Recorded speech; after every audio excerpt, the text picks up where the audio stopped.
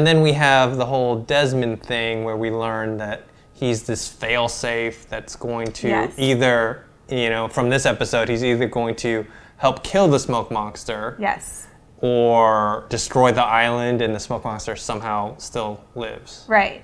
So I hypothesize that ultimately what it will be, because we have 2.5 hours to go and Jack's been just handed the mantle, so that's not the end game. At the end of all of this is that both things happen. That Desmond destroys the whole island with Smokey on it, effectively destroying Smoke Monster as well. The timelines then merge.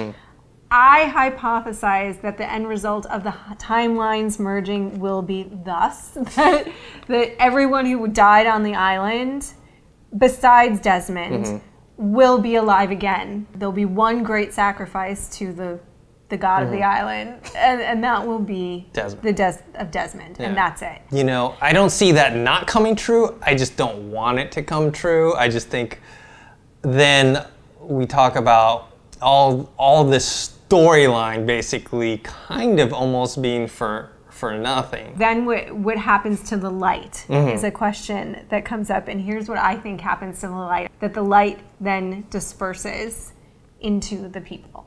Yes, and I think that will be supremely cheesy. He is not happy with that. And I think people will be really upset. If you thought people were upset at the last episode, Across the Sea, if that happens, I think a lot of people are going to be like, what the fuck? I don't know. I mean, in terms of a mythological event, I'm okay with it. If that happens and everything becomes sort of meaningless, it's actually really, really, really in line with mythology. And because if you look at it, ultimately it looks as life as a game or illusion most of the time, so that it sets up all these things to be very, very important. And it's like if you're into sports, okay, while you're playing the game, you follow the rules, you play the game, you play your heart out, but at the end of the day, it was just a basketball game, right? Yeah. And so how important is it? Basically, this looks at life the same way. So that if the series ended, that all of that didn't matter anyway, it's actually perfectly in line with a mythological ending. I just think that type of ending with the light, I'm not talking about the explosion, because I think that will be a fine ending with the death of Desmond and the smoke monster and even the island. I think with the light, though, that's supposed to be protected, dispersing amongst the people, I think it's just too simple of an answer. It's just too simple. That piece of it, I'll just kind of be like, all right, I guess so. You know what I mean? Really, but like the fact is they've made it this light, haven't they? They haven't done anything else but make it this light. So what else can they do with it? You know what I mean? So at this point, I don't love it. I really don't.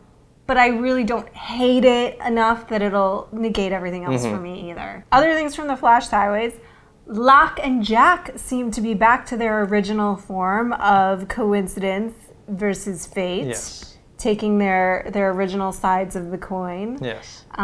Desmond, another thematic thing is, of course, the eye opens at the beginning of the episode.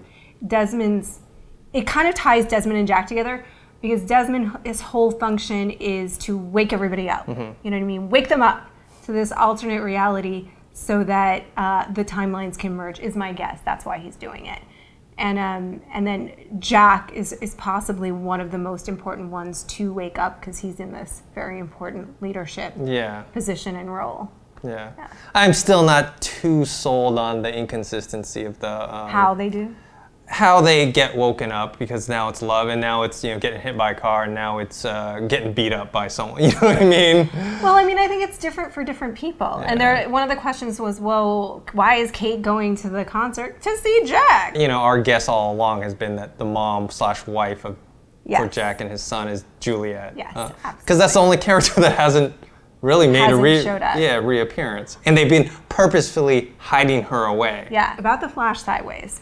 This is where he thinks I'm totally crazy. But this whole season, my biggest issues with the show have been in this Flash Sideways. Okay, I do not like the Sawyer Miles buddy cop show bit. I didn't care for Kate's storyline in the Flash Sideways. I do not care for seeing Alex in the braids Say, Mom, can we bring him home for dinner? Opie will be there and the whole gang, it'll be swell. You know what I mean? Like, to me, it's just too cute, you know? And so, this is what I came up with today. Here's what I think the writers are doing. That actually, the Flash sideways is less realistic in terms of character behavior and dialogue and actions than the Fantastical Island is. Well, I mean, that's true. I'm not arguing with you there, but I say they're doing it on purpose. and I think you're giving the writers way too much credit. Because they're making a point that reality isn't always so black and white. Black and white, come on, you guys. And that what it is, what the Flash sideways actually is that part of us that goes, what if I could change this thing about myself? What if I could go back in time and change this one event or few events that would have changed the entire course of my life and made it better, made it good, made it what I want it to be? What if I could do that? What if I could change that one goddamn thing? And then my life would be okay. Then I would not be the flawed, messed up, desperate human being that would be drawn to this island. And that's what it is. It's their what if. It's their fantasy of what their lives could have been, even though they still have problems. But these fundamental issues are, in a sense, more healed. I mean, I agree with you in terms of it not being as realistic. I agree with you that it is kind of like a what if. However, I don't think the unrealistic nature of the Flash sideways is done on purpose. I think that they have a purpose for making it that way so that they can merge the two timelines together, and we will see an end result there. And even though I don't want this to happen, I do agree with you that they probably are going to do something where it's going to be, oh, these people really aren't dead and they're back, and you know, I actually don't want that to happen though. I think I don't necessarily want that to happen either, because I don't like the idea that all of the sacrifice is negated. You know what I mean? Yeah, exactly. I really don't like that idea. But I think my guess, and they might not do it, my guess is that all the sacrifice is going to go to the one person, Desmond. Yeah. And I do think they're doing it on purpose because, listen, they executed the flash forwards beautifully. They executed the flashbacks beautifully in terms of the character, not perfectly, but pretty well in terms of character development. These Flash sideways become straight up ridiculous at times. Ridiculous. And I don't think it's by accident. I really don't. I think it's not that it's by accident. I think they're just, have run out of time and run out of things to write about. Because in the same vein, there are some ridiculous stuff that happened during the original timeline. There's certain things that happen. But it's not as consistent. Not as consistent, but this may be kind of like a side effect of them writing this Flash sideways thing. Because remember, with the Flash forwards and the flashbacks, in the same timeline, they are, they consistently have to be the same characters because they are the same characters, same experiences and all that throughout.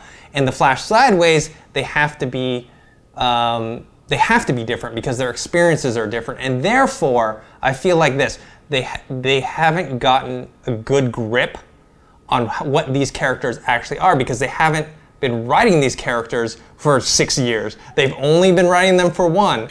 You make an excellent point, and it really could be that. Maybe it could be that I'm really stretching it here, but I don't care. That's my story. You're hoping for the best. I'm hoping for the best. I'm the optimist here. I'm the glass half full. Yes. He's the cranky. I'm the cynic / realist. All right, guys, so that's what we thought of the episode. You can post your comments below on the website. Or on YouTube. Make sure to subscribe to our Think Hero YouTube account. Or you can follow us on Twitter. Mine is @ThinkHero. @JRossC. If you follow us on Twitter, make sure to @reply us so that we know to follow you back and we can chat with us. Yes, and also if you're watching the series finale of Lost, especially West Coast time, we'll be on Twitter. Yeah. So we will see your replies. You can reply to us as well. Okay. Thanks, guys. All right. Later.